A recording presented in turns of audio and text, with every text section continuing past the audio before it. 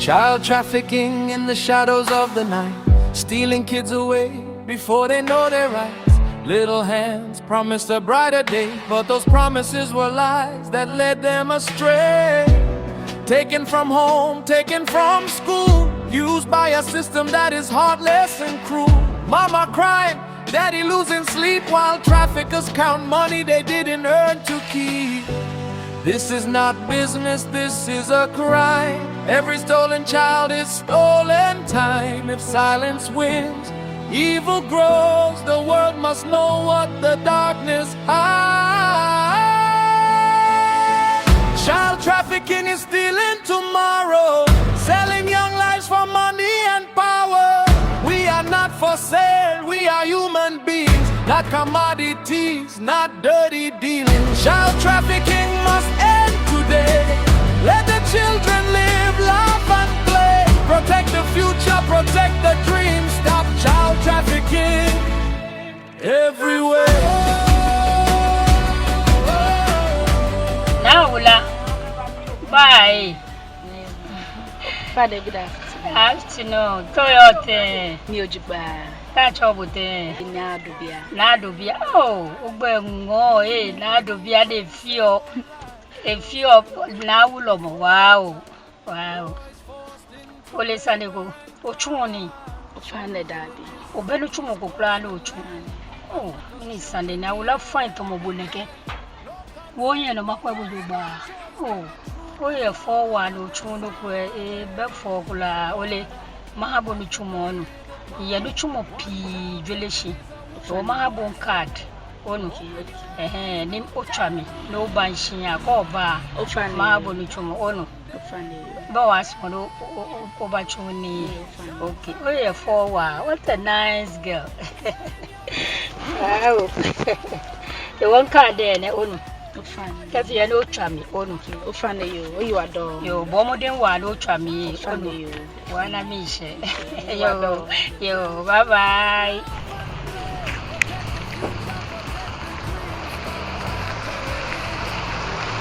Hey, Mammy Minister. Minister de onani kana nyefio kana yelo le ni la kana ne se jelemi minister de yelo le kwa mi yin fo gba mi kwa yelo le okwa ni okwa le o gba mi fo su de la kan ni shin bi yesia o gba mi fo si o bo ba gba mi fo si o ka no ni ne kana ne yo ene na lo le ni tamie be wo me ni wo hie sko nya buwo o baba chami ni ntewie mo asa o yisu no baba jimi aloje na kan o baba jimi amele o choni ako yomi ngba lefu ye mi lo chan bele kan ngba lefu o classmate afolo yomi bi abi oni ba afole yomi o yomi afole na mi ne o je re fo ale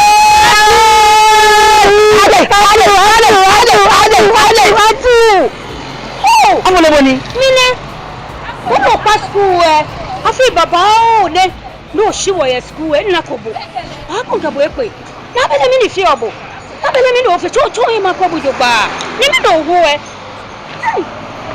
Na bele mi no wo No bo cho ne ke. No Oni je yibo ka ji. O la ke bi esele. Amele. Bami o sande. Yemi. Keke ma bobo nsame ona go fo lo le ne ba ya kafo ko fo pete ko ha re we yemi kafo bo sani ija ni keke pete bi keke po keke bu bi keke po o na re etu mi kan gbodo fe we amele Nebo choine.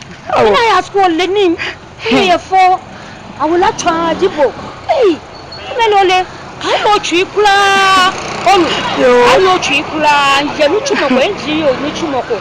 Na me ken ha me ninchumo. Okay? Ken ji o nuchumoko. Na ken ha me ninchumo. Ko banshi a. Skapa. Oh, chuni o kabo ba go na kan business. Any ji. I will not go again. body name me na. Mama je mama sure. Oh no. The way mon card there ono. Yo nya Ni ka fi no twa me. A che no twa. Hey. Oh nya mi. Yes. Jeji boy. Oh. Ono. Yo. Ewa. Me yo ma trouble. Adieu. Yo bye. Yo bye. Hey. You want to learn? Hey. Oh, bye. Oh. Hey. Milalo. No one afole ne e fo na ka ye. Oh, na ka ma onu tumo mi e. Mi wo e ba fe fo na ka no. Ona, e na woni school ya ye. Igele fo wo ya school. Ni pa ya bi fo mo ya ngo. Na ga na ku ho ne. E na ka mi se ne. O de no ko.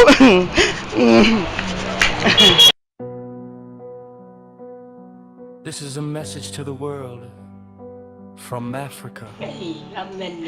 Yeah, fully.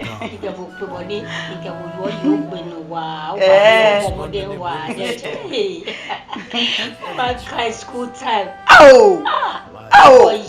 Ni won ba onyanwele wo bomode wa keje wo school time to wow Wala ka wo school time la ko su o le wo mu ni ba nke bo la wo wasan la ko su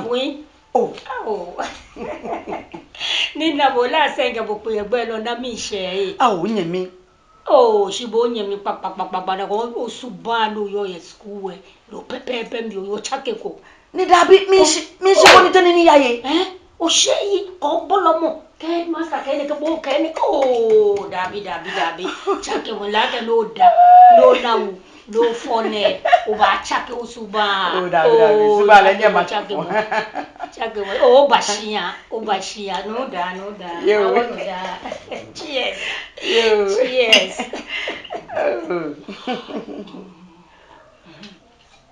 o bashia no do abi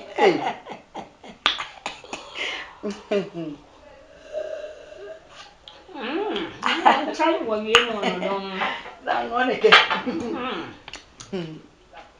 to woni chuhie ni wie onwe yo nya mi ni se ne o ka mi pe ne o ke embassy ya wo be no imba ne ba ndo ba ben ke ba ke ko ba ye luchumo ye bi ko ma bo ni ke bo pe po mi po efe mi mo bo do shi school do tie mi la ke go la ke we fan gbe o anyi nya bu chi gbe po ni ile ake ma na bo ni na bo o ni efe mi mo bo cho wo be ano kwale sande luchumo ni chumo ye bi ye ji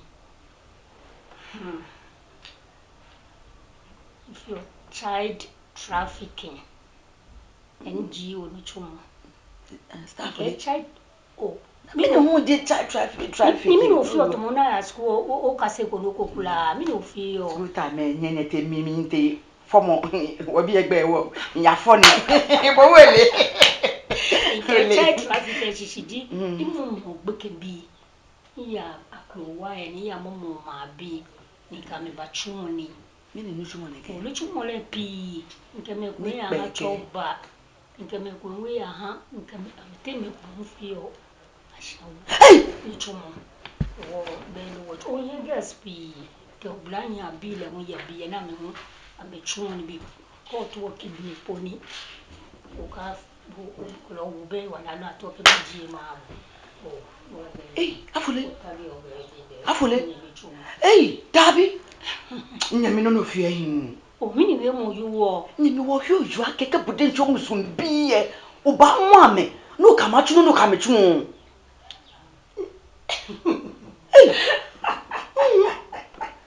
no da nya mi asha no chi won kwa jala me si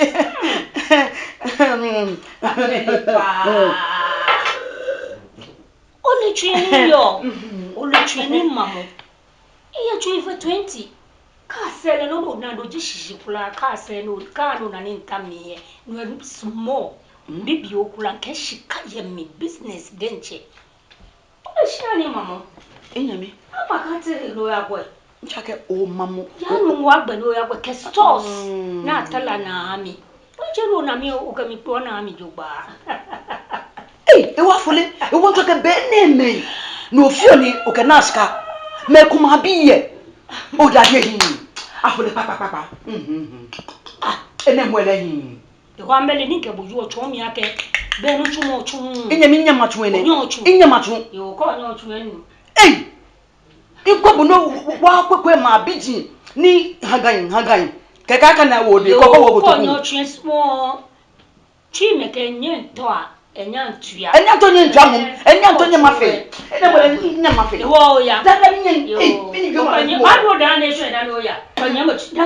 Debe nye ba o ke mba gbe na wo mi ta ne.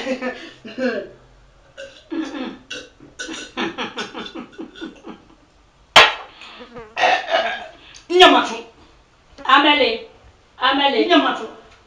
Bomodo chele ni mitu wa mawabo mwa vio gaya. This is a message to the world from Africa. Hey, Aula. Oh.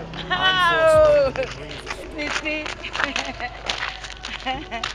Ngole no ya. Oh, Dabi, me ba ngole no onu cho me ba no ni mo ko ka mi pe. Oh, hello. Meme.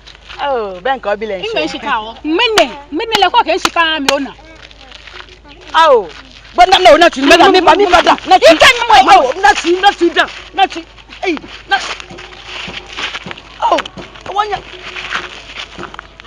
Inwe shika o. Oh, Inwe shika. Oba. Eh. No kwaje. Oh. Ini na be mo ba ke. O se benwa. Inwe shika o. Me watch me. Na ka nene nungwa de nche o ni na ejefo. Na tu ya mi. Oya. Kala. Beno ba shika fa o de. Na mi baba mana mabu. Mami, yes. Mo de jo ya. Na shika o. Afi baba o ne. Nabuni ne ko ke akafa shika je maka nabu akati ole noko ni ya dani ma sheje me o ko shika no le o tun de nche ni ma je me mama wo tun ke ba ju o mba ga ju kan pa mama ye je me oh okay ni bi aya na ha no ani foye ma no yo oh ni bi aya o wa okay ya Hey, the one when them yamele pa play ni bi neke. Oya boji mi e fani baba ye ode. Na mi mo bo mana mabu. Keke yebo nyomo ka fudidi o nyomo che. Kanyabo nyomo ka be mi gidi shimane ko mabu. Adovia toyote ufane ni kwa ola ke last day jamu pe ye mami ni itaka ni chebuni itobo basani yake. I have a lot of business here. So I gave you my complimentary card and I said you should call me. Well, you said you don't have any work. You don't do anything, so you have tried of coming. That's good of you. Thank you. So you know what you will do. I'll give you this Apex. Kaya mami, Magiano, ma saying look at Pekesh. Family. Pekesh, yes, which money? Can't let you open Pekesh. Nimokuna buni bibu yesandie. Boy, kemula ketra number. Family. Muchumo oni. Family. That's good.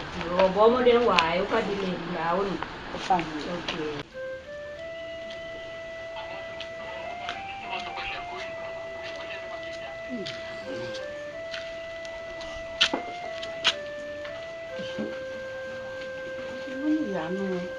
Inu sisi e da be ye mi ba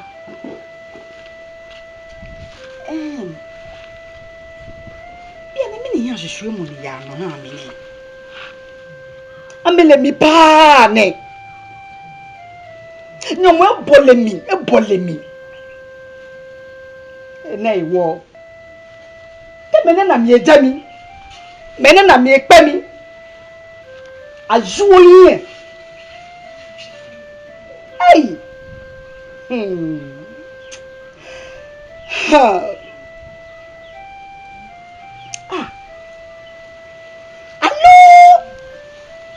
Anjuwe, no chumo ne wie. Alon zani nkela ya tu. Kwa bani lo lejin, e bolle. Si am fin. E yesika to mo sia. Kwa bi de efe fo. Amala na mi e. Beni e chale. Oh. Fe jani. Awo mi suku. She fomo, kem lem. Egona ewo. Mi amele. Beni jine. Ejake. Niankra. Boniankra. Okwa ke fire fi o ba wo mi. Ike ani fire pe. Si beni ma le si e. Fire ti ebotemi. Nano, ifo mani ke ba sa isi charge ene. Baba na jomi. Hey, but you are able follow. Golo botemi. Awa mele mi pa ne. Ya na gbe ne. Ke gbe sipo fani matechi. Maya nya yo na je. Ni nu chumo na echon ni mi. Nkele ba atun. Igbe me ba na mi. Na me ba ma me nti ansi. Mi. Mfo kula. Nya me le fo.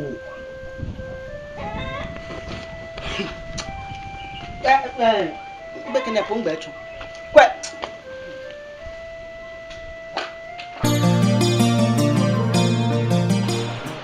Amele.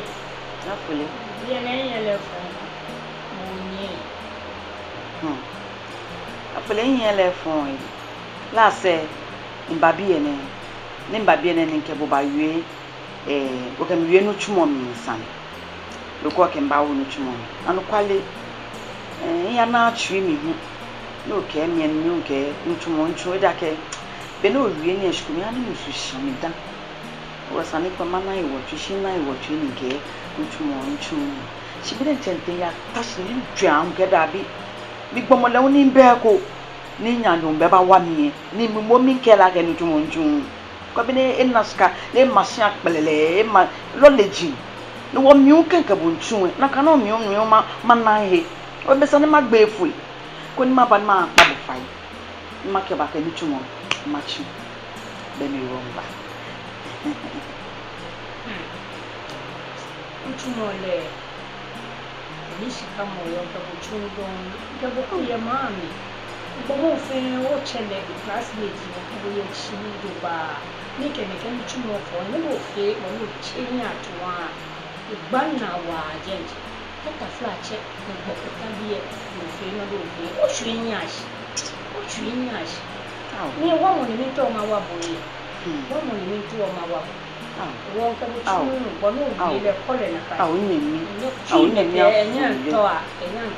ni po fai enele mi po fai an kwale san je na ka be ni shishi de no na ebal be no ke mi hani ntwi fada wo twi fa ke ni mi ko yi na ka wo mi po fai no keke mi en chen na je le mi le ko ye le ne keke ni na kan wo fe wo ya na ka ila ke mi en chen ta shin dwe mi nya ka dabi shika che me baba o we no chume ko na me chu opule nche o le na ka no chumo le wo ke mi hu nimba na be ni nchele ke be ni fe ne ni ngwa dromo na o mo mi no ke na wo no chumo me ni mi wo se ni mi wa na mi sani ma pene no wo mi po fai sani le o mi atrama wa fa ne o mi atrama po fai e mo ha mi po fai ne wa e je le bala ke aw classmate ji bo ni ko je ne che aw pene no ko aw ko ne no ko po fai wa don aw Abule, oh mo. Amende. Abule. Obo e ko wi en. Obo ko ni bi ba. Ngen ni bi e ba. Afie ni ma chombo. O fai na you. O fai na you. Rada.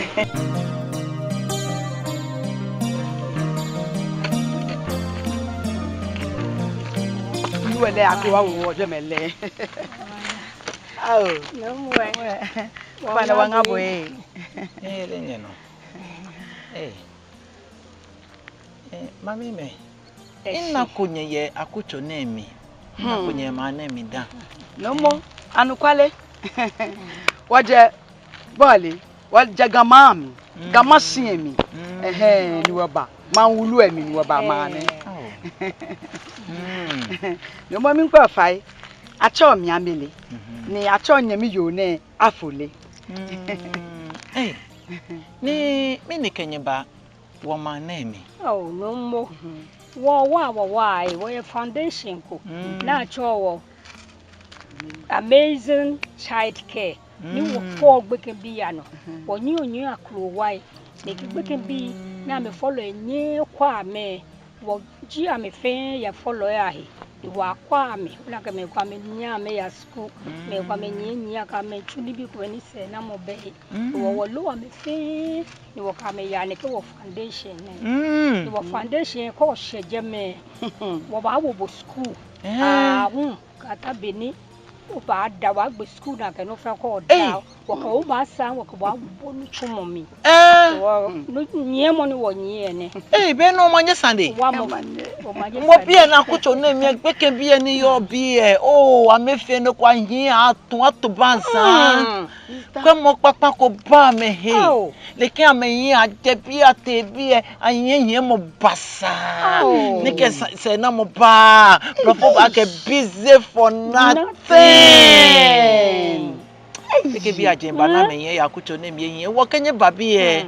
Bo manye o manye Sunday chiko me kon ma kenya ke nya ba ken nye ba gbeke bi ne e wa ni nye ba nye na mete me ko me wona kwa mete moko no hewo ba ko da ne no mi wo Japan wa akwa ke wo ba na moko no no ka bopo pe bi e ne ye ka gba nye he na kura nye ka mi ekpa ene nye shele kwa ekpapa ni Pani, we can be any akuche name in fair. Me try me nika me wo, ni wa me nga. Kelibi ame follow ehun lemi. E wo Sunday kokura be. Onu, Sunday kokura be nye bane. Inka me fe ba yue. Be na fe na me nya me ya. Eke wo man ne wo se wo me twom manko. Ni me ba pu na mba makwa emle bi. Ni twom aba bi awe blofu agbagbe ye bi mo o yi wa do mo do yi e bo mo de no yi no ma tun anye yo ya no kwale no mo ni 34 ne oh no wala na kan no no ta no chon no nji ta na ebibu aka ohie 34 ne no ka tawo ko wa mi na anu kwale ye nyuma agboyin ne mbe ko oh no mo ka yo tui nyami yo ba ha bo he kan ko ba bo he kai yo ne no mo na do ona wo ken ha bo ni afi ni ko na gbeke biye ona bo o twawo bo na ina ma ye no embo e wo ko twa me ye e ba be no ene ne ani ba show number no nye yo wado ene lenk ma to dan ihe ali mo kwa na ye ma ya ke je mo fia mo yo ekuye maami iwo no nya wie inu ma tu eni ke tu eni ma twanye be na fe nye ba wawo ma ni ma ahwele o fine jo boy you are don no boy you are don be ya kwaje enu mo yo nya yo be won ya ke nye mo ju o fine you no mo abele o so why you are doing mine abakemi pa abakemi tetefo en ma kwa me nse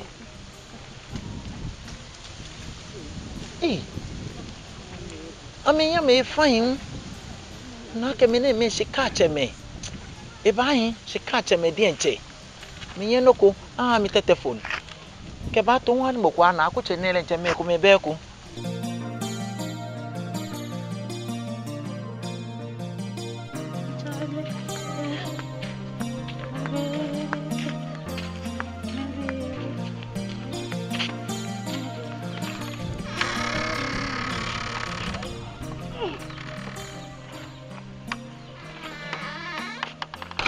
cho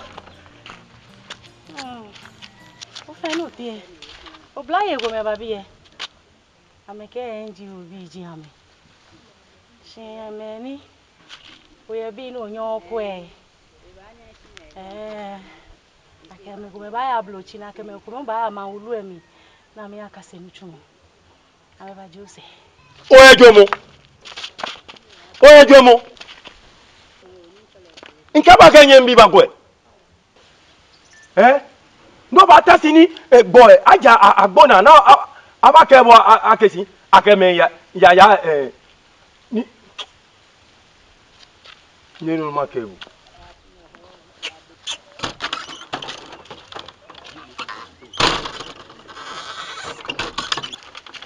Baba no o fe ni o ata ondo ko amaye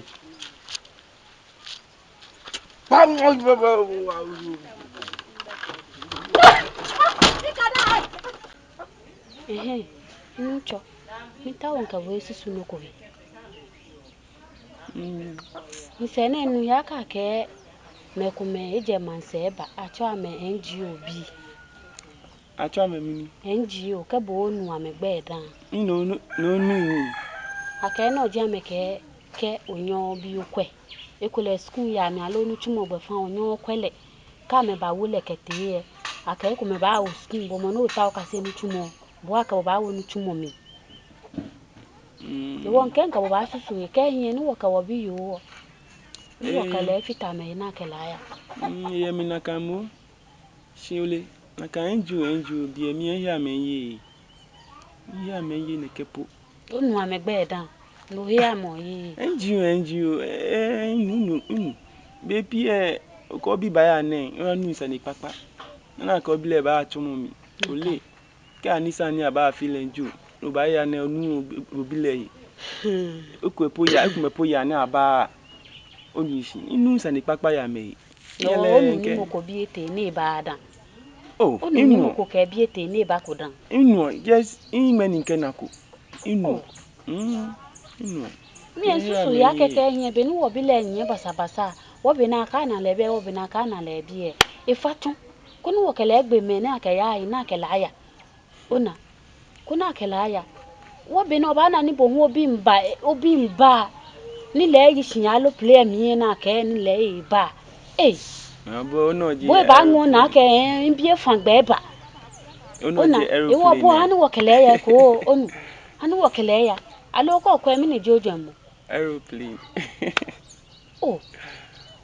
aeroplane be sande ni ke bo wo bo hu oba yen no osusu ojomo he ekwele oba na ya lo dabi ko ni wona ole nuku awon ko obile na kan no awon tulash ne ke no nu ke ko obile onu na kan ke no ni mo ke hawo nke njo mo ha mbu ye nei na kan ana nji obi akwa me ni bo di chuwa e wo no ba ke na kan lo ni mabotu This is a message to the world from Africa, from Ghana. Iron Force London brings the story because every child's life matters. They sing. Child trafficking in the shadows of the night. O fa ne bi afi on bi ojugba o fa ne bi ojugba fa to yo te fan ojugba nle nye o mo na o lewo ekole o ba lewo ekwe o le lewo ye familia mi o no ni mi nta ma ye ye ma na mi ona da bi wo je bi wo je lele na ko nyen we bi e ja wo je ga foundation naturally amazing child care Imbra o fa ne mi acho mi amele na acho sister afole ni efi ma ke heni wo je what gbele mi ni ko ye gan. Amazing child care. Amazing child care. To be sister yele. Ni no di wo fi oji. Wo hala gbeke bibi ni amenye ka meche ni neni pele gbeke bi ano. Amewo ploto ba amenye gugu pepa mehe na amenya amekwe. Meda. Da ani Nye ba iamie. Nyele sande ko numa kenye. Nyele no numa kenye. Dabi. Nye fane. Nka na nye yenhia do. Eye ngmenese.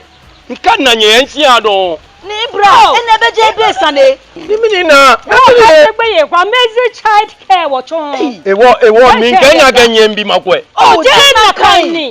Wo mo wa. Wo. She no wo keke. Nko le no ko no yo mi. Agbena ese mi yen. Wo ba ni bonye lo che, wo ba pe wo sika no gbele fe wo ke sika ba bo. No ta wo bile npo no ke la wie. Ko twa e gba ma no. O ko bile ba wie. Agbele un. Ya no gbele ke wo ba se ni bo ko de so wa se ni bo sika. Wo ba hu. Ni chwa ke ye ni. Wo ko mo ko to kumba. Ke sadi. Wo ke sadi ko to sadi ka ba wo ke fo ba. Ni chwa ke ye ni wo. Ba ke sikle. Mi kenye. Nka na nye yenhia do. Nka na nye yenhia do. Ibo yo. Bo osia no ke waka na wo de bo osia je me po yo. Wo mo ye sia ye, wo ba na wa ye konkulo. Kwa bo ni je fefe je. Ni wa fe. Frank sister. E na ko ma je fe na mi. Na wo yi. Mi amele. Ka fole. Je gbe me bo yin. Wa na ko wo de ba ni ma. Je gbe me bo yin ji wo kula no na wo je gbe me bo yin. Oh na mi. Mi amele. Wo kenye bo ikenye. Wo ko wo bi. Dan wo mi ni. Ni papa le fi yo. Mi le tele ko ya. Wo mo wo bo bi. Ni wo ya ni wa pa me wo ha bo e. Wo ko no fi yo. O le ma pa bi na. Ame pa wo shikacha ma bi. Shikacha ma bi. Wo ga bi ame di tele ni e. O ame di tele ni. Na sister na ba wo. Ma wa te. Oda. So be pe ke mi fu na kan ye isumoni. Ma ni mi fu aba se diake. Shikacha me ni ke wo. Dilo. Shikacha me ni ke wo dilo. Onya foi. Wo ye shikacha wa bi wa ka wo bu ame gbekete abrochi e. Mi ni papa le tele yo. Aja ena me ni ho no ni. Eyo. Eyo ko wo to ba. Mimba ma kanu kwa bodo eyo. Hey. Yes. Yes, Yoba. Oyote. Beni wodro mo. Beni Yoba. Ah, wo Yoba. Ah, wule denche je me wo. Wa o betela wo. Hey. Ah, o ri sare re. Opa na ba wona boy. Oi.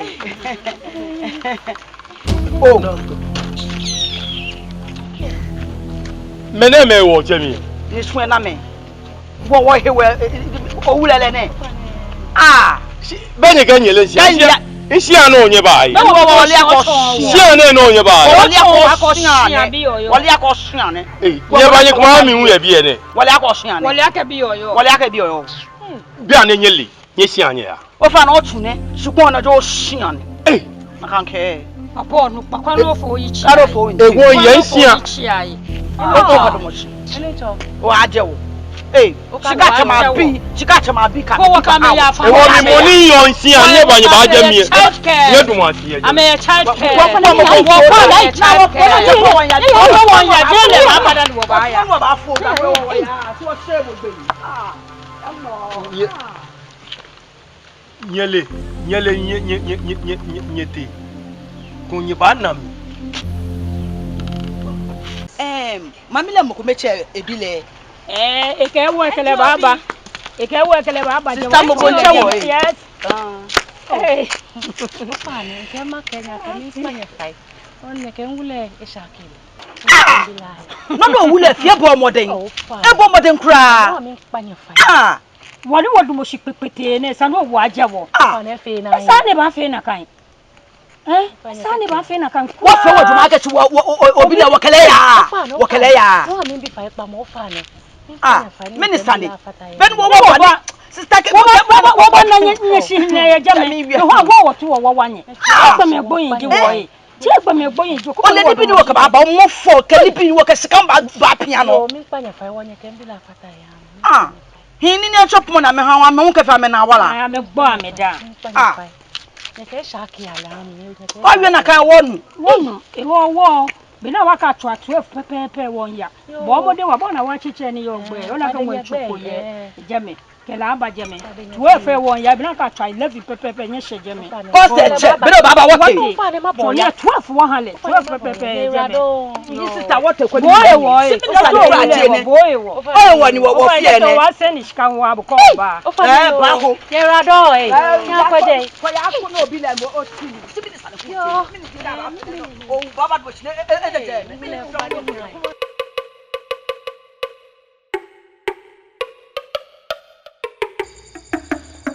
She NGO kumeba mam. Me point say na pa me ba na me. Mama unji NGO. Bobo baby. Mami jonu pa din kuma namba manju blofo me ke kota no ya blo. I real blofo san. Oh je mbol le ni yo mam. Ni nya nu ne me ponya ba wie ni ba ho ntu ese. No no mo ba mo nke bu. Nya je ko bibi. Ni na me fi. Okay. Ko amba wo bu kota no kase blofo. Kota no ya school. Ba fangbe. Ba kase ni chali. Aba no fe ma bo ba fe. Temple gospel pay ko yi. Free. Ba free le mo fe won ya. Free. No wo ye ko. Skanga. Ya pa. Mo. Na ola mi no ro na ko na no small. Wo ya mi no afi. Kon tie ma school dance. Blofo cheme school. Ya ke boy say chebo. Oh. You. Oh na mama. You know me. Boy say mama na ko no kwa mama me fi won wa wa. wa twa me no go get blofo agwagwo. Nya ka say blofo wo ni wa twa wa eshi. Fule nya Aga wole ko dia. I'm like Banikim. What is your name? I'm from NGO. I'm a chicken. Me la ba bi sane ko gwanya maje na. Oh, many. Ni blofo yi. Blofo ba ri gan wo no ele. I'm a real guy. I'm a real gan. Ka ka mi a onu tuma ma mo ni ba ri gan mo. Ka ka mi a Da bi so no akasi blofo. Bie no so no so. Me nya school. Me nya school ngen ka se ntumo. Mi ni ho di. To ani o fa ne ma mi na. Oh na. Awie school sane o ye to ani. Chale. Ale morning ke me ye mi na ke nye no ko no e ya wo mi. Bu be shika wa nye you say. Chale. O ta ko kojo ma fon wa nye you say. Be fi na di me ke yo gbe tu. O wale mo kechi. Ale pa. Ona shini ke buta mi ablochi. Kwe o ya ngbe. Mi ablochi. Ye mi ni gbe no. NGO say na me nye ma no. E ko ke mi wie. Mi be ke mi ablochi. Na ka me nyo ni. Ame no. Mami me nyo na me ni e do mo ko me egbo etwe ke poni ti. Ame no ni. Café ne la fine le fi café. Ame ke me ba wi. Aka me ton na me wa mi. Na me ke me ma wudu emi. Si mi na bu ne. Oh. Mo ne fe etwe na ewo no, etwe na ewo no. Jela oni bi den che mo ni she. Na fe ne. Oh. Nye mo fe na me ke me wi ofe nje fe ekule no ko kige na ata na alaka mi. Na ke be biele me ni o na me ko lebo ko ni ko ba wi ake no mi mo fe ngbe mi ake kula alaka mi alo no ko. Be na me wulu amiri na me ke ye na alaka bo. Oh. Usha. Ni se ni ma ya ke tepo ni tumo no ko po ya fi ke ponpo alo no ko po ya tupu ele nche. Mana no ko fi oni ke aile ne pe no mi aile no sande gba na. Mana no ko sande so. Wo ya wa kwa ka me ya koloko ni wo wa pa mi fai. Ka me ti ele be no yi. O chale do mi. Chale. Bo be no wi ele. Wa kwa ka wa na me selu. Cause mi ya to. We ma ma shi bunele san mama kolo di guy. Na bunele. Di mu fia mo. Ona mi le na kan. So jami. Le na kan. Dan na ba nye bom. Wa bu ba ya o to jami. Pe na kan. Na ba nye bom. Iye mane. Ni yonu pai enyo ko meje mawulu emikeba. Ameke amentawo beke bi hin beke bi ye na me ye abo ame. Ame ba wa ame. Me ni ba ya sukun. Aba ko bonu ya sukun fe ko gbe na. Aba bonu chimo hu no tun. Ko sun akọ tun ya ko ba fa gbe ke ya manse.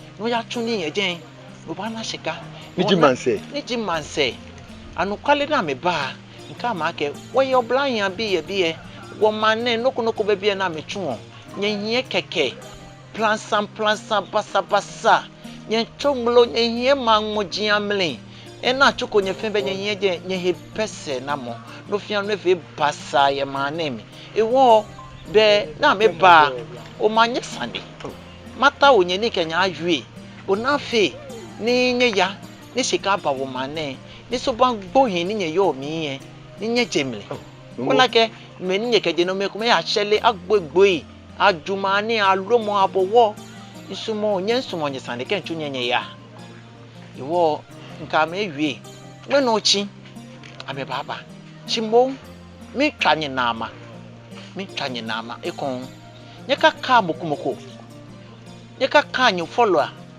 nye me ko nye kaka me Niji woka bo follow amane nye ka bo anye follow amane kra ija ke ko ya wie o gbe fa e ba kadwa mi anu kwale no do wi ola anu kwale se ne ni akọ 3 cedi ni nke nya awe no le fe mi no wo etu no jo ama me fa ko gbedan e wa mba keke nyeti agbenye aya hu dabi ni atu ni nyeke shikapa ni no le nwa ke ko te ye je ka changbe ake minke o mi ne wo ni bo e ke chon bo no ni wo na ne ke dabi ke balela kan amba ke nke me afi ko me mi hu onye bona na me sumo nye na shika nwe wo amba ke nyeka ya shi mpesu bank libi benyele ma na eme onukpa ni yo bie ewo nye bo anye wo moden ame baba ngme no chi Niji me no chi ne no goba akpe ye school junction nya kula nye libi bona nye tawa iko nya wa ke be ye she ke nya afo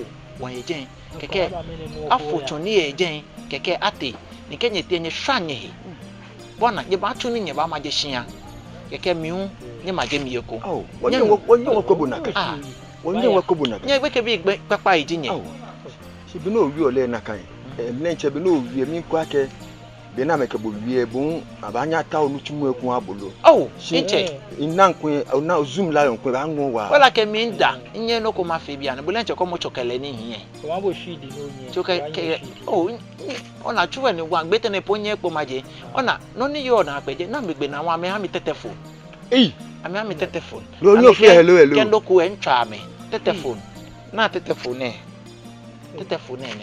na no e papa eko no na chole tachi e ame ha mi eko ewo ame ke mi gba Sunday ewo ma me ye shika cheme bi no wi le na kan ma na mi ni wo yo mene ya fi wo ya ngomi nye basa ehun ahun kwende komo de fe gbela ehun ahun kwende o je faji o na jan fe faji ke ta mo ko de ko de nche esun ede bo de nche komo no ye pite o ye pite bi no wi o ba ya no fe le na kan no wi wo mi mene wo hia no mene wo hia iya wa ile je se kenye ya nya ka wi akenye gbe no mo ko wi nye kenye be ken bi jiwo kenye onye ka si odugba for tawo o man say ya bobo e be anu awi nke no twa ge bi ken bi jiwo onye ka si odugba jo no fa ne o ba bigbe jo o ke school junction o ba bo mo de ni wo bo ape je me no chi no wodumo je me onu nye te ase manke onu gbogbo mo na wi be na ba atwa manke wa anye dumo je na agbabe mele ko me shibi na agbabe no ni yo me pe je ake ni tumo ko kan ye ni ta oni ma tu na kan ni tumo be ni bibio mi e nyon twa gbongbo no ka me ba bo mo de no ka ma wi odugba be na agba no ba fe mi shine je no na start okuta no aka wo ba ya no ba fe asipa tere din enche asipa tere no na wo epapa eko onu fa ne yo wo fa ne wo bigbe mo ni ke mi ajo ami yan wo je ke bi e se nte no ai le je ya ke ni mo do mo na ni nye nchom ye ni ma nwa so su ya bo ni ke bi kwa me na jin aye hu na jan ye hin kra ye ma ne keke wa mo ba me ne ke wa mo e ba ahwe wa mo ne ya ke fence ke o ya je follow egbo hin ahia le ken ba le onu ake enji obi ku me ba ma ne ma me wele me ke abrochi inu he me ne ke ma ya yi ni o me ya kopa chintata ngba na ke nka ya ai kwa zame ya un to solo loko ba doji bo ti bona Mbe wa ye ma na emi. Inya wale sumoni ma ya. Wa ye ma na nke bi ehye. No ona mi e. Me nke ba ka mi ya. Papa ja o ta ma ni mi. Ya ko ba ya brochi ka ni bi fe ne. Mi le mi fe njo mo ma ja. Be ni awie ke nka ya. Ngale na kule ma wo be. Call the shino na mi. Ma na mi. Te omo. te. This is a message to the world from Africa, from Ghana. Einforspundene brings the story because every child's life matters. Daisy. Child trafficking in the shadows of the night, stealing kids away before they know their rights. Little hands promised a brighter day, but those promises were lies that led them astray. Taken from home, taken from school, used by a system that is heartless and cruel. Mama crying, daddy losing sleep, while traffickers count money they didn't earn to keep. This is not business, this is a crime. Every stolen child is stolen time. If silence wins, evil grows. The world must know what the darkness hides. Child trafficking is stealing tomorrow, selling young lives for money and power. We are not for sale, we are human beings, not commodities, not dirty dealing. Child trafficking must end today. Let the children live, laugh and play. Protect the future, protect the dream. Stop child trafficking everywhere.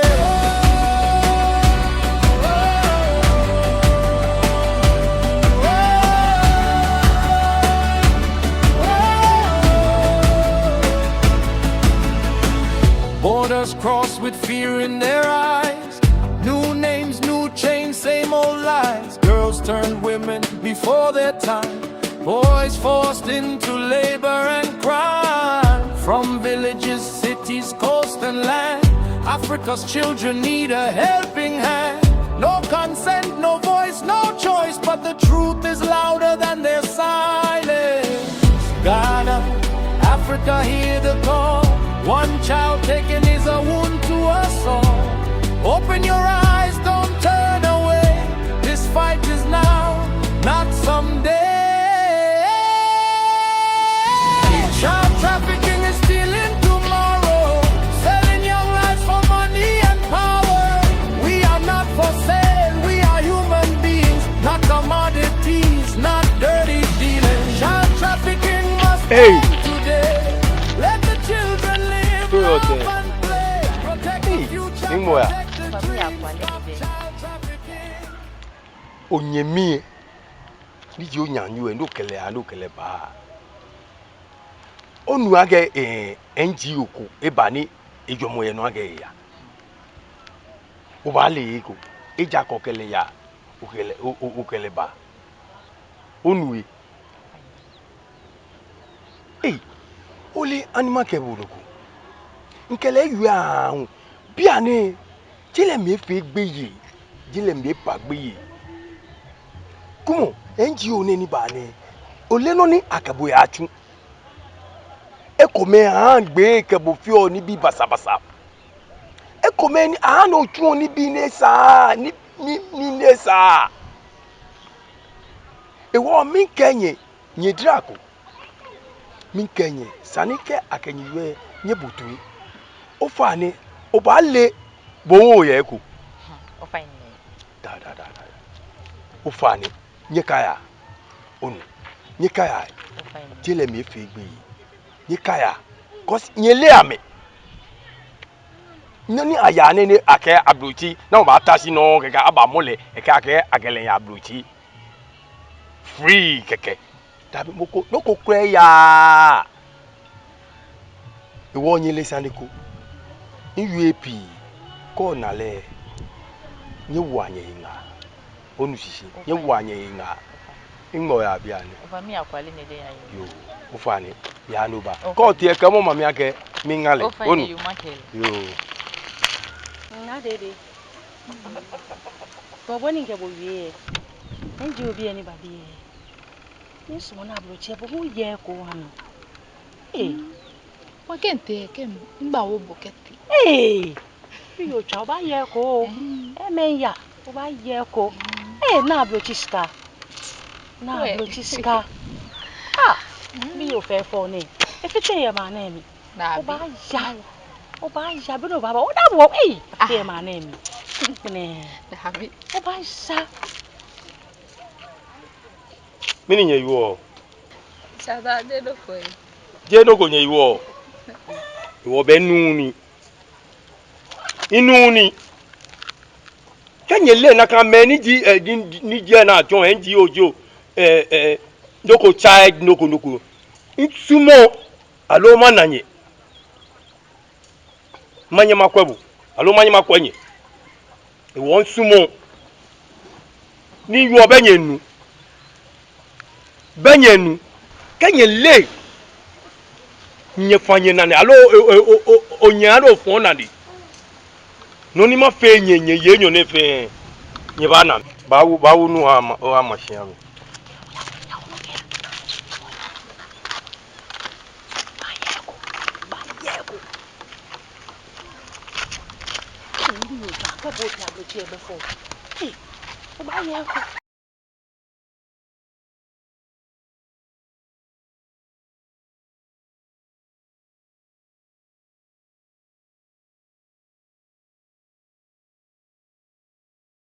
Nuncho. Ntonka ba wi no ko fi o. Sani eji. Enji obi eni babi e. Nsumo na meke na adede aya. Ni wo hi abanya fi o ye ma na emi. Ni wo bi yo ka fite ye ma na emi. Nuncho. Obi le ne ka fite ye ma na emi. Nka ye ni Jaja gwa gankwen kwa unga. Ndange yo ni.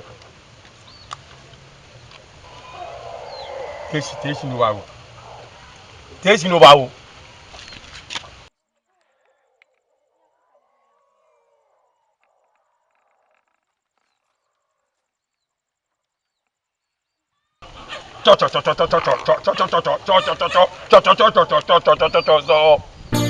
Mini dali.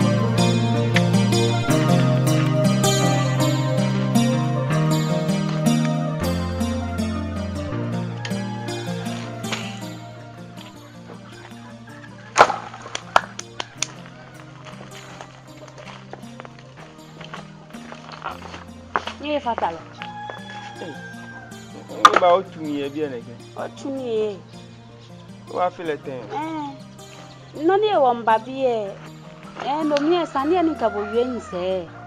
NGO bi eni ka bi enya. Aka le bi ne na me ya ai. E won ke mi ba makebo ka le no ba ni gbe ken fita ina ya. No e won ke ni na bo ye bi e. Amenya le bi ne. Aka amenya le bi ne. Ene wo ni o tumi e bi e ni mi tuni. Te ma feten. Ne ke mo ne nke ko ba keshi. O ke nya ka wi don. Nke ko ba keshi wo bile wo ba nye wo kwele. Wo mo tula shi ni wo ke kwele na kan no. Ene le beje kwa mo sani. Ako bile mfangba yu o e. Gbe fan sani ayu o. Gbe fan sani e wo ko ba ne ya. Jwe mo ni ma bu e ni bi na ko ni akele ho afita ina akele aya. Awo me o. Ni mi kwenye ani mi ye nkomo ake mi kwenye alo. Mi ye nkomo, mi complain. Ake si nye makwembi, nye makwebu. Omo yewo, ni wota se omo yewo. E woni to ake bo ta ko jomo kula. Olenoko, intake njomo ngmene, intake njomo wo. Ngmene afe na agbe, akoke mbawi ne ke wi mo ne. Oh, Dabi. O sane shishinu mo wale nche. Oni asimo wale. Meno ba ke kense ne shi wa. Oni asimo wa sane den ka bo yele boko ye shinya. Meno ani tubo ye dry na mi nka bo wi ne hu. Akegbe ke bi en ya le bi ne o ta wo to mi akebe bo obi le ka fangbe. E ta wo ma sei. Du mo bi e tuni yen sika e kan je me ni ya shiyan ko ba no ba ko. O gbe. O fa cho mi tutu. Tutu. Oh. O gbe ngon o. Chocho. Ni awula chocho. Keji work about here. Me no chumo osmo no chu. Ma necessary. Good. But no shape for you up where it's the basta budinche. That's good. One man money. That's good. Oh. Oh. Hello. O fine na ogbe. O fine na show me Odole.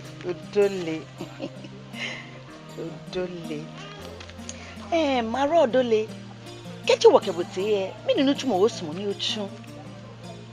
Fine me to Amaka ne wole I first multimedia TV. Oh. That's journalist. Very good. Journalist. Very good. That's good. Hello. What is so big? Tell me now. No, Arana. Very beautiful name. Arana. Me know some money can't you walk about any ocean. Come to my Abluchi. Wow. Abluchi. Hey. Wow. Nice. Abluchi. Mama de. Ni. Dada na ne pa ko de ba. Fana na me wo fi no ko fi wo say glass. No ko ko ke ba fi o kenye ya do. Fine. One time, Ah. Oh, hello. Ogbe. Fana chom. Cafe. Oh. Oh, la cafe. Cafe. Ni no chumo ne keke waka bote o smo ni ochu. No chumo. Fana ta ma fe Shoe shine. And they check. That be shoe shine le drabi small no ba fe. What small shoe shine jeme. Tamo no conclude. What would the woman think of? Fana, me ta machoni. Yes, that's correct. Very good. Very good. That's good. Oh, sweetie, over na bohu mini. Ogbe. Okay? Mafi. Okay. Ah, Jinjinye. Okay. Mafi. Mini no chumo ne ke o.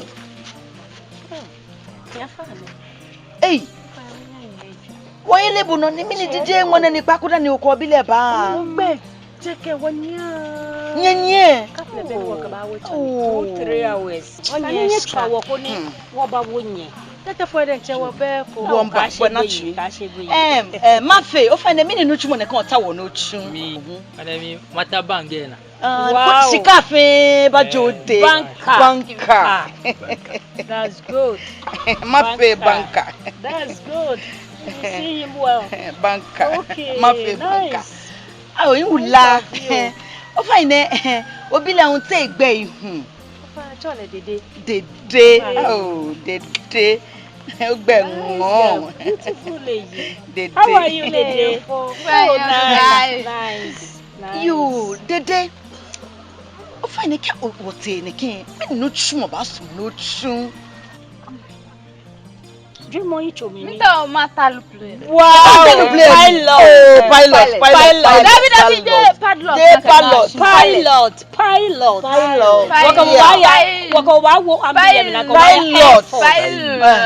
Pilot.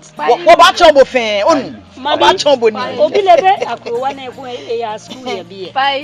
Ni pilot ni enye here forward standing school be boy ka segbe yi o kele ba ya o ba cha school no hale e ba ya Air Force na kan good sister be balebe mene mama me wo ha me fresh care wo kwa me fe wo e wo bi ona me na ke mama ye nwe e be phone e we shika ke phone ko ni nke ha me keke agbena waka me ti wo ni dedi ya mami o fa ni phone ni ki wa abu e court yo kwenu jugba because wo ba twabo kecho no o ko bile awie ko bile ko ni ke wa awie keke echo no ke bo ye wo fa ni ko mo le jugba every day let the phone be with you, okay?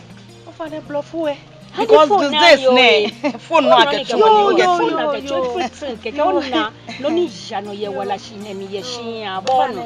Okay, that's good. So let me give you the money. I'll give the money to her. Yeah. We are beautiful. They are all beautiful. Hey, you're not she. Baba Baby, back I shake with you. Hey, open the fair. Fair go noni. Like a phone after we have a Guys, should you buy? Oh, find a phone there one. You walk on there when everything to one in care. You want John? Hey, come on. What did you care? Your fair and your mammy make Live on a fair. Hey, What can I do? Yeah, boy. Hey, be there got to should you buy? Open up of your family. Ni ma mi yeke komi. Maybe like what you want to for say me. Open your radon. oh, Kadas. Maybe Papa saw yes. Nakano. And I be beyond near the chamber. Hey, me on there. Skabanye said, what you walk every near more. Oh, Kapotoku. Then what Fanny war in a bass and must see me walk. She sister boy like a next village and was anywhere I jammy. What you better be a man only. Okay. Start off for what Oh, then thank you, Ned. Thank you, but it's part of the dressing, so I'll hold it. You don't worry about it, okay? Very much. Okay, then let's go, everybody. Everybody, let's go. Thank you very much.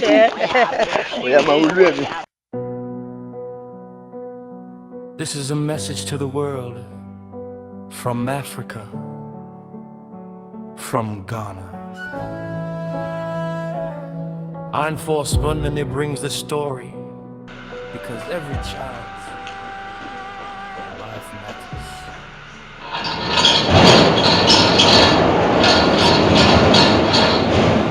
Child trafficking in the shadows of the night, stealing kids away before they know they're right. Little hands.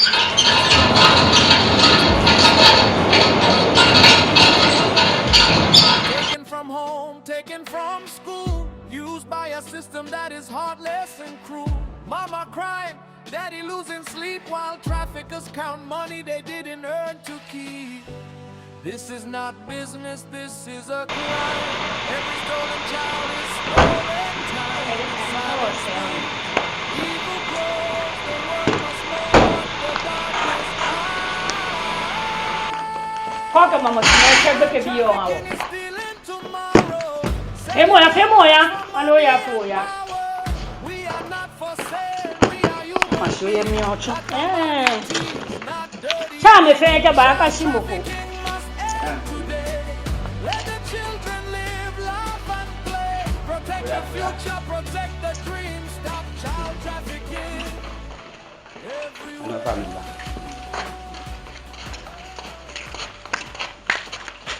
Wa bia meke kuma adu ma bia na na kwele na ya nkebe awo diko bi ya ba bia we dai ta ma me na me do mo shijogba kene na no ya ba do mo bia mo she fine ya fia free o fine o ka bibi o cha ba bia we ya ba sia wonya fia free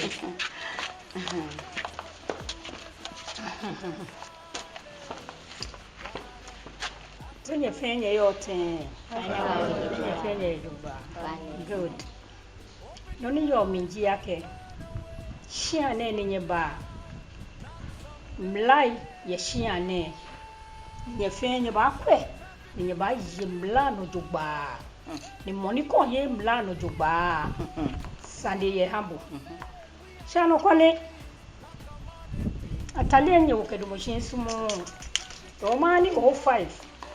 Kenya ya inside ne ya chake nye finya atalia nye mofiamu. Ya chake nye atalia nye nyenu. Kone nye ba. 05. Oka metia kumono fe niye niyo wame. Do wame drink se mweko. Onu. Yo. G3. Nyenyese. Yeah. Nyenyese. 05 ne koma me jubo wa wo. Awo fa na yo. A chake ke BBF atale.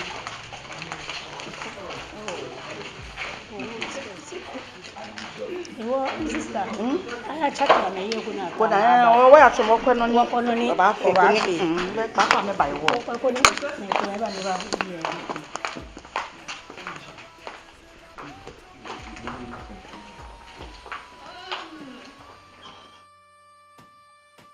Honorable. Yes. The honorable. The young baby. Mene ovidi kabuba. Obisani. Baby mene o. Obisani. Kami upo kwa mabi. Ka onami obi mwana kebe mishe ku ontita. Nke baji ku ebi be obla yo lo kele hami ni chochali han nali les pongwa Jane ika efosisi ami neke si no ko na boni ina mamani mi mbo agbene mi pa fai nunu plak pa na gbene esi ma na gbene ni o na kami no o ni halabo mo je fe Alaba mi fire. Sani guys, don't mean na Sani mana take away. Take away. Ja ote influence for the call yasia. Take away. Na Sani mana take away. No ko ba na me take away onye ya ke woye program ko ye wo minister ko mi shia. Okay. No ke ma kwa ke wani wona pempe wo ko ni nke chengbu nke yalo ale no eji ya oh na ni honorable okay your wife ya leke ma dia programs wo ji de ni mo le ake lo mele wife ba nyo selenje e to ke te ko ni ke ya leke e papako leke ne ni oko mama cash o ni ke la wi ni bi mo yu o atale na mama cash no ni wo je na kan na chu mimba na no dey you bullet we no dey you bullet we ni yele be piye bie no you ne mi aga shi ne ke ma ja programs wo ji ne wifi ni oko ole noko ole no we ka ma piye ya ole no wo mama cash bo dey choli ane she bi ake atale je fe ko ko ake ya so mo ayata na ke ya so mo na kan na ya ko na ke awu osho na ka atale no onwe ayako na ke ya that your bi enyama ahia no register me ona boni ni yo ona eja ke ye bia ne ka acha me e ka eto mi ya wa mi bie eto mi wo bia gbe sika mo hu e ka eto le ne wo ona ne bale wo sa ne na bole te ka we ko ni e ke la do wo mami papa si ye bia pa lo mo dele modele ham o 5 akọ no J3 ko bla ya ba ba ko yu so bla ye ko me ba ma ko me ma dwami na kan ma dwami me mbani bude che o choose no ni tula mo wuji e fe honorable ni o ka fi oni wete na bo bete na mi ka yo twi ngoli ameba oh honorable ye na iwo o ma fe special awra ba e dey dressing no film no wan say market film ko etire ho ko ho no mo ya be ba be fro ko na ko ni mi na ewu e fite wonu chumo ya Wagadugu nya ba ne kegbe ko ni ma nan ni bo mi no wokadu machine kasinye o ya fo ya mena ne bate ni sika ba bi ni ma baba bate mo shi jogba ni ko dede ko o yin do tunu ni mi no yin otun e mi bete mi no o wokadu machine mi aya so mo o ya kamna no je yin ko ni no yin otun e gbọ́dọ̀ mi ame so ba ne mi de yin etun e ni no ne ba bi nye assure ye nye smile face give smile face nye ma ne smile faces oh ne kin honorable be amaye nyo na choose no bullet osmo mbabo ba le kema kwa ba bi egbe chebo no fo ya mi o draw ye ko bright and shine o mo tumo cho ifi me kwa ka so ni e ko ni na no track mo do mi fi o mo do mi light o kwa ko do mi to boson no do mi to boson track swag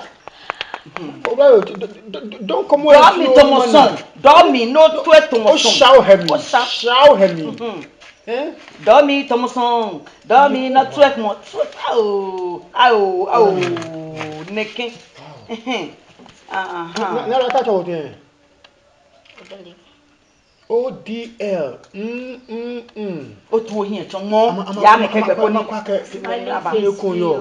O fa na hobi e. No more, mini. Ha smiling. Agbene chonhe. Chonhe jogba ni na body e jogba. Baba, ko ni. Eye ni. Alo ameye ni. Oh, amejio ni. Papa mo body ni ona. Basi no dormi tomosan. Dormi tomosan. Mi ne fio ka do shima te shima tweto mama ale ne. Basi no dormi no tweto. Onye le laka mo fio. Mi ni laka mo. Dormi ka akani ni ha bo oye ala. Ala bo le skari wa ka he mami me ka ni bi. Ko mo ike sikle ka ni bi ko to ko ka ni bi ni ya. I'll slap you right now if you don't take care. But tell yourself. Germany lo.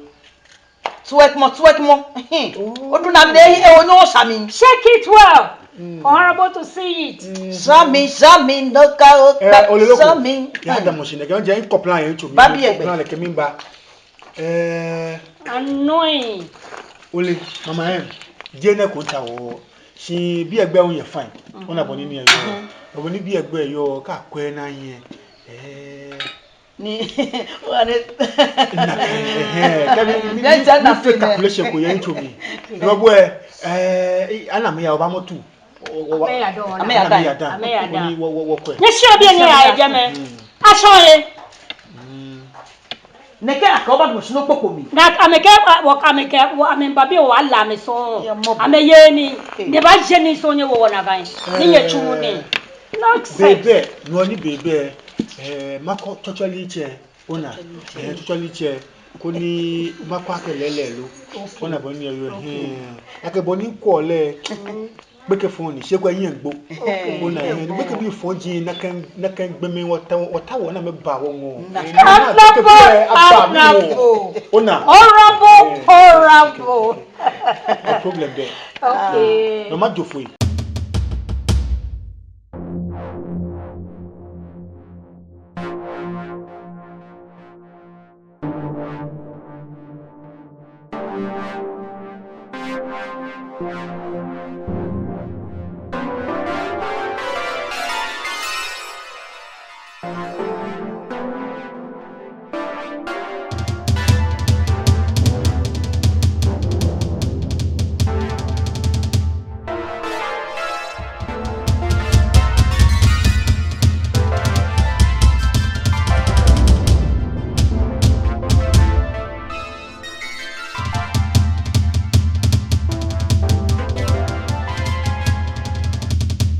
Mama Cash. Mama em. Ole loko. Mene digbe ye enwo na wa kanye ba. Ni in fact need mo won yem jogba le je to mi. Miti ye bia miti ye wi ehyin. Enenwu ehia. Me nche fi ake nkenye baba ngmo mi. Kunye ba na ngmo boni ehika moyo. Bona. Ni ogmo ni wo ba ni. Nkenye ngma afon si din nye kwa. Bona.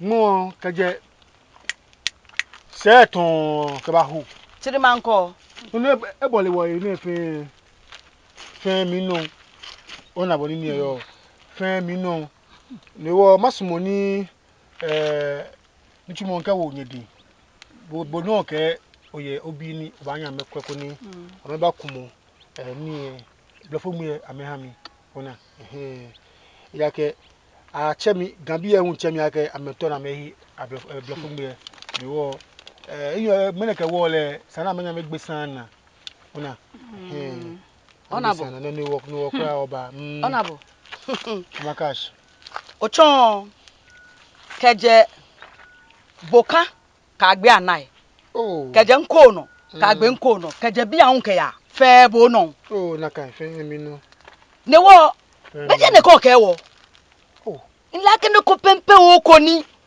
e mo chu se no cha wo bi ye na ma chu ne gaja ne kuma gbe ke bi ye no e wo no chu ene ne o mo me agbo ne o da bi sike ba mama mo kala wie dani ne ba onabo anokwale to wole chon yin ne wie wole ake ne ke fa me daleke fa me dale ne le O je ne be da. Ene poe je Igmo ni da fe ni. Ene ji bibio ye moji tumo eja. Ene ji bibio kra ni yomi. Ene be da. Ene bibio kra tumo ye a watch ye na me mo ya me. Da. Oh, papa no yo. Keshike kwa gbe. More than that. Dabi keshike kwa gbe. Ene yo ni. Na boncho wae, keshike kwa gbe. Mama ka se lo na ka osumo si wa de. Na fo ya ni mo po ni si mo ne. Ko mo fe gbe ke bi afe ni oya. Oh, Dabi.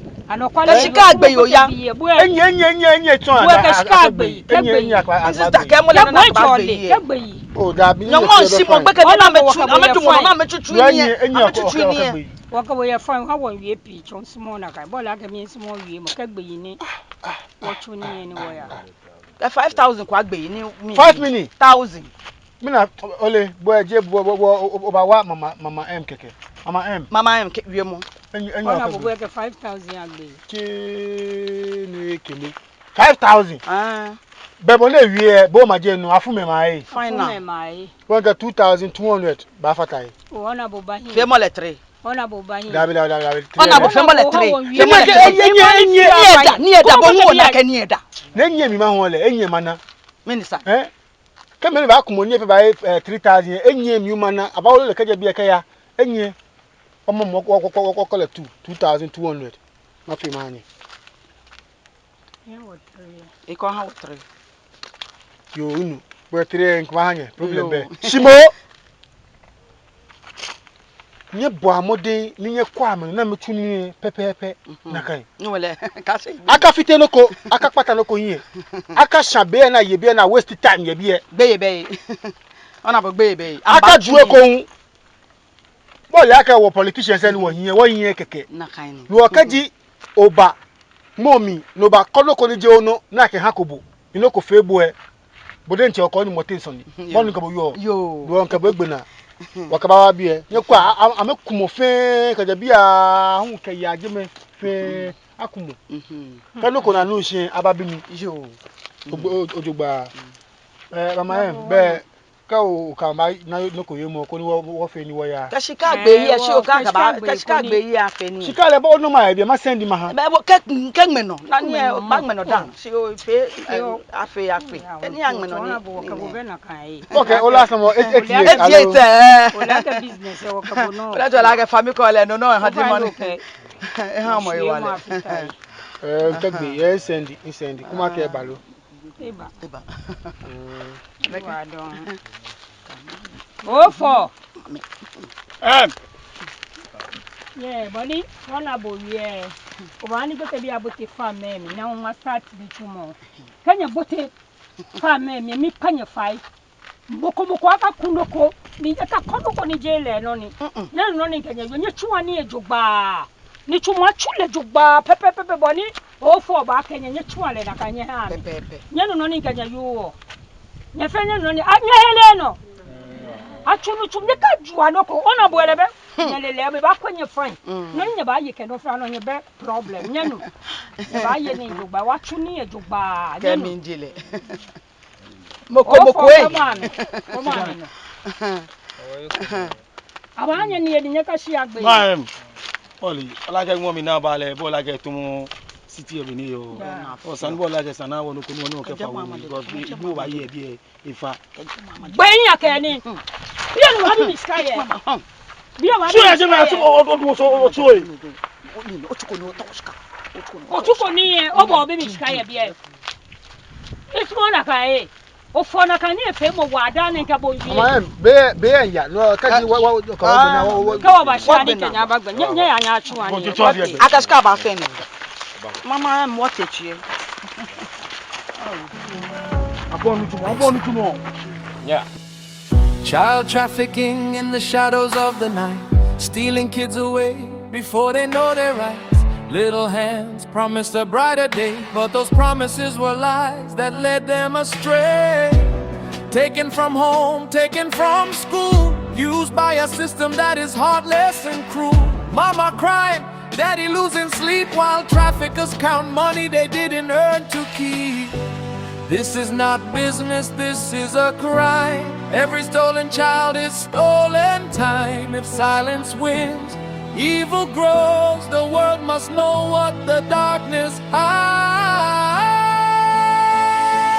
Child trafficking is stealing tomorrow, selling young lives for money and power.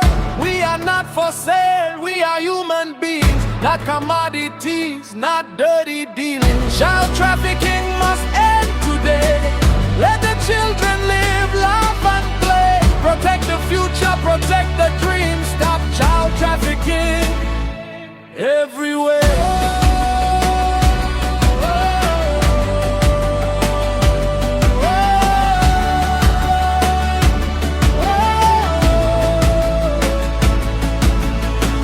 Borders crossed with fear in their eyes. New names, new chains, same old lies. Girls turned women before their time. Boys forced into labor and crime. From villages, cities, coast and land, Africa's children need a helping hand. No consent, no voice, no choice, but the truth is louder than their silence. Ghana, Africa, hear the call. One child taken is a wound to us all. Open your eyes, don't turn away. This fight is now, not someday. Child trafficking is stealing tomorrow. Well, you don't know if you're over best you someone you. This no wow. This no wow. Go class again. Sorry. Bow. Your friend never. My friend will be here. Never.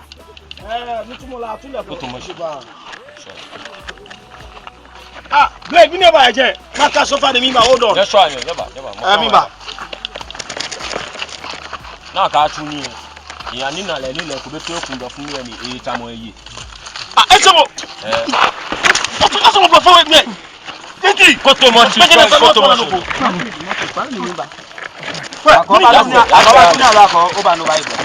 Sikia, omo ebo menmo ke mina ka enye dan nyaba bia. Mina ka enye dan nyaba bia. Babi, lemo sanu wa lemo sushi.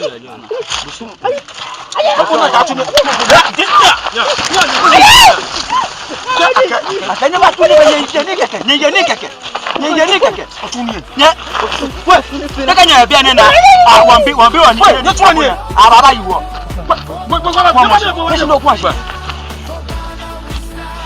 Kwamoshi. Akume na mo kwa. Mo ye bo obi gba na no kwa.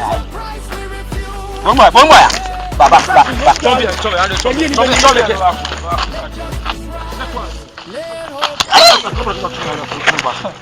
Mina ko ba fi. Chu. Akoba tunya lo ka bi ba fi.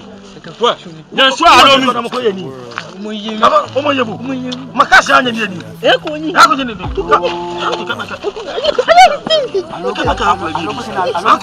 Finish them. And together. Mama crying, daddy losing sleep while traffickers count money they didn't earn to keep. This is not business, this is a crime. Every stolen child is stolen time. If silence wins, evil grows.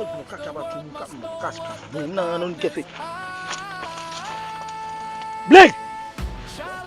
Mini ano? Mini ne ke wa ni. Oh, Blake! Buche gwe. Oto afile ten. Oh! Ibo sanu na tu wala ke mama kasi ya onto. Ona. Sanwo tayo ko ni won fun. Oh! Bene sanu mo ko nu e. Samo. G3! G3 ba. Ah, mini ba. G3 kabisa de tambu wa ya no kala ko no ba gere no ye sani. Waya de ke de mo ko no ba fi. Mini ba. Kencha go bi ye no. Eni o mi bi. Nto ma da bo si ake. Bo wa mi ya ni. O le na na me. onye mi boni siga be ni ke no ko ba wo to ba ko mi no wa fi mo mo won ala ke ne ke cash ba na we san ni pe ke bi ele anu kwale li ame yibo o ko je ko mi je no ko ni as ko shina ni ba wo ju na ko shina mi o san wo ko no o ni mi je na ke bo san tu ko mo mo e o mi be problem do bo le akeke no ko we believe obo nke o le tu ni ona cash ka baba wo pe ke bi ye ke ona ona ke gbeke yu edin ko ye min ke na bugo ko oh bled beke ke papa wo lo na se ni politician ko ba ni ba wo ko na skana che ke ingbe ba ni ka gbe mi to ma chemo cash yi to nye ona ni e wo tu ba fete no wa ye no ke fere kan wa fo mi che mi to ma gbe na kan lo e onu shi wala oh nke na mo go jitri buru ye alo le ga bu jitri buru ye o challenge to of ko are ten to ni le ko be bi o san wo ka ma gbe na bi eni no be amemo wa cha me nyu o me te na mu bure yi ko jo du po ba we akwe asma wa ile le sharp wo fo yaru ako shadows of the night, stealing kids away before they know they're right. Little hands promised a brighter day, but those promises were lies that led them astray. Taken from home, taken from school, used by a system that is heartless and cruel. Mama crying, daddy losing sleep while traffickers count money they didn't earn to keep. This is not business, this is a crime. Kofi ya wawa. Ani mi ya wasa ba. Oh. Wala ka gbeke nwe no ka ti afi me ne mama ka she nyan. Ah me ni mo yo. No mo abo mama ka sha mani. Emi no gbeke nwe on bole. Akokele okele awo. Pa no yo. Ke mama ka she ni we le be ya wa agbo ni. Ah, igba wa ai. Oji 3 pa ko o we ni le be no to ke mi ji no e. Ide emi fu wa. So o like gbeke yo we. Ke yo e fine. E fine, so na gbeke bi na me ba ne bulu e ko mai. Afi ne no na ke te abo. Ele mo isanwo ko no to ba mama ko ma fi so la ya mama ka she. Mo ka she. O ma ko ni ma kona le no. Mi ne ke le keke o ke gbeke we ko we fi bo mama ka ke mu nya o nye ne. Believe o no mi ma ji mo na. Ke no ya ke gbe o wa fi sa me. Ka gbeke bi le nte na. Ka she gbe. Nte ame o ko. Wa kun se ball mi wo fele wa fele ko mi dan mo ka she ma kona le. Kona le. 05 Nakash. Mi chubo woni. Ko le gbeke bi ye ni yo shiane. Janye hewo. Waka me ba shiane. Inu yake okamokomete yawo. Foolish man like you. Me no fe no go na kai. O salary 5 months. Inke ba che. Aja waka me ba luchumo ka me ba. Ika me ba luchumo jebo hewo. Ni ka me bo fita eko. Nonsense. What do you mean? Nonsense. Ole jela 5 months salary in Kamache. Onu no ni gabo you. Onu. Ka fe ko dumo shi ko fo yin fe gbolo. Osumo no ji ona. Bo fita yi. Aja ke mi na ke. Plan mo ko yo yen bo tu o che ko. Bebe fi o ke bibi o che do mo shi fi o. Bibi o kula ni yo me bo kale do mo shi. Asebia na ya. Ni sebia nya ya smo ma na nya yen. Nonsense. Next time again, you see me. Foolish boys like that. I pay you. Why? Why did you do that? This is that. Mother BP. Jesus. Ningme na odi. Na odi te afu. Eteche. Eche fu. Maybe ne if any ba. Nto ma chule. Ncho. Ona ni se sande ni ka bo ye ya ke NGO bi ye mama be ke bi Kenya. No cherry play. Lo na bi ji ye ma ka gbe ke bi na mama me kete ye anu wa me ye. Afemini. Aka anu wa me. Na me ba mama gbe ke bi wa ka me han mo ba. Na ke twa. No ba na me ke han ka twa ya. Ko ke na mba momo no gotomo amefe nu kuna ba momo ame. Na ba wili ame. Mo be na ba wili ame etumo na kan no. Ake ka twa anu gbe ke bi yan he. Anu ame ake. Be sani kun no bi ete ne. ko twa o no bi le ipono ke la yue no ba na me ke ha ko twa no me ya Ni na pesa no yo. no ko bu e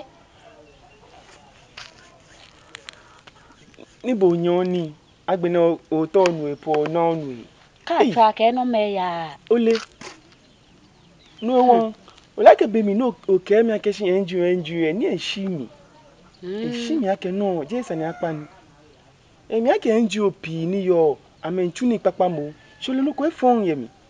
anu kwale Eni ne po ne ani hele shi akoda no yu osani omi ake moko yue no ko e ha shi ngbote mi nna chuwa ana be pi etomo bank ka menta oni ameha bu fashika amaba ke amenye bu lakamo o bo ko ba hi wo shika ogba ona oba bu be pi be no ta no pi owo nyomo bo owo nyomo si be no ba bote mi no ba bote mi ahun e je na kan akata me no na sa no sign o sign ene kan ba achoshi na atabushi ona ejole lakamo lakamo kwake na me ya me ha phone na ke twa gbe ke bi shamone ko twa e ya phone lakamo no ni ona kwa ke shike chono ho ni mete nta ono ko ebi wa ke so yen sika agbolo sika bibi o no ni eyan na oja ke oko agbeneke babu sedam hamu je no ba na be ke bo ba wi basa na kai ya na o che phone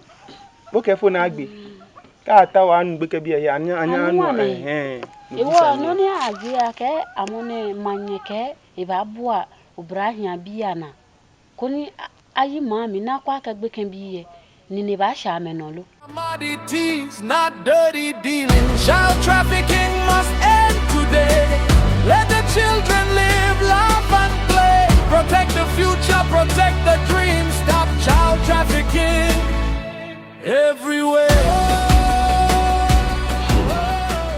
Ofe nibi ni na ye shiane ngona ejake mamile ni jima makashe ni ba kuwa ito alo no ni ke wo page yake eke wo mba ma wu neme ni ye be kono e ba ha lo chu ni wo chu ni school ni ye ni wo keshe ko yin ni eke wo ashe yin ni wo se wo to mo gbe uji ni wo ba pe wo follow ye wo aklowa si ha fi be sa ne nke yin e foshi ni no ni nke yin be ina ngona kuma bo ga yin ne ni se ne eche eko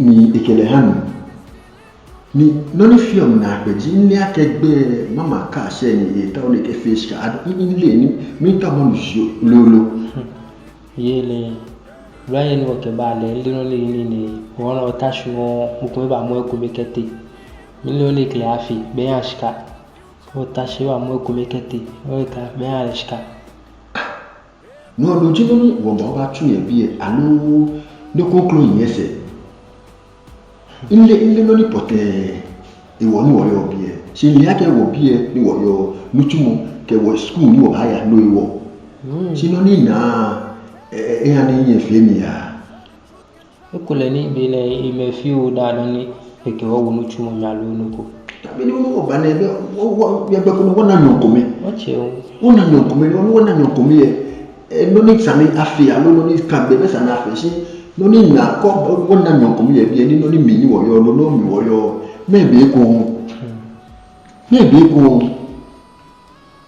ni se ne ko mo e fi ko ni ya mi e ke o sen 5000 no le che akole ya no ya bo mo da ko ba tu mi o di ba ni ile ni tu mo pote ni akole ya ni ya tu ile ni tu mo pote na akole ya ni fe mi e ya tu ye na ka mi le iska e sani wo ke wo yin afashi o ba bi le sani ya lo ni wa o ya bi mo ka sani ko le mo yo ko ke fe mo yo fo yo ni ko me ni ba ka ko no kuno wa di le wo ko no we o susu le ba o ya bi mo ka sani ake wo bi e wo ba wo ni le se ko no tumo o se ni be ko bodyguard bi e ke yi ni e ke fe ni ko me ya wi ke no ko papa ko ba wi ko mo no wi sani e lo yo le ne gbajanye mi ko ni choose Ane chwe.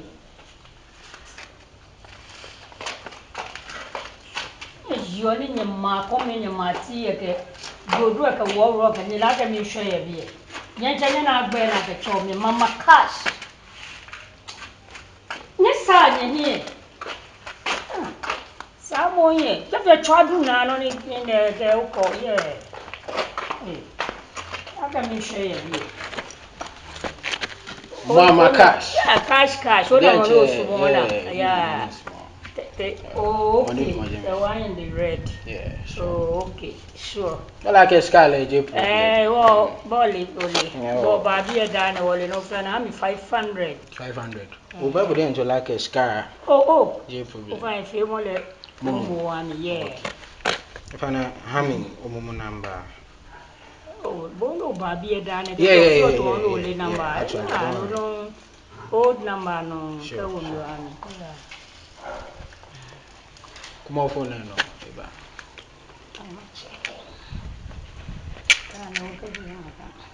Oh, okay.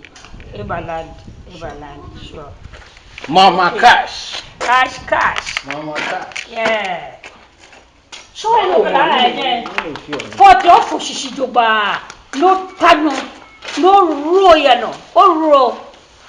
Cause when I say bulu and oh baby makwebo. This is a message to the world from Africa. From what? I'm forced when we bring this story because every child understanding peace. Eh?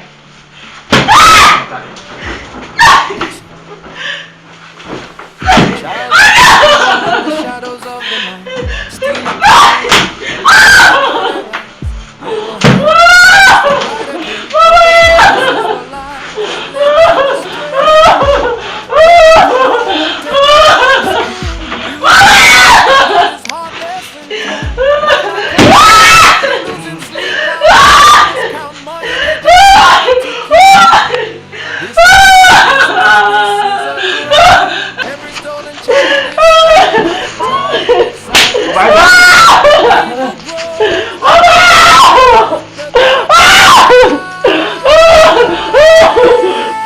Child trafficking is stealing tomorrow, selling young lives for money and power. We are not for sale, we are human beings, not commodities, not dirty dealing. Child trafficking must end today. Let the children live, laugh and play. Protect the future, protect the dream. Stop child trafficking everywhere.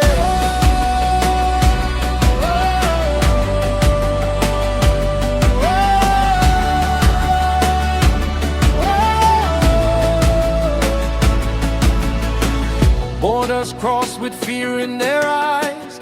New names, new chains, same old lies. Girls turned women before their time. Boys forced into labor and crime. From villages, cities, coast and land.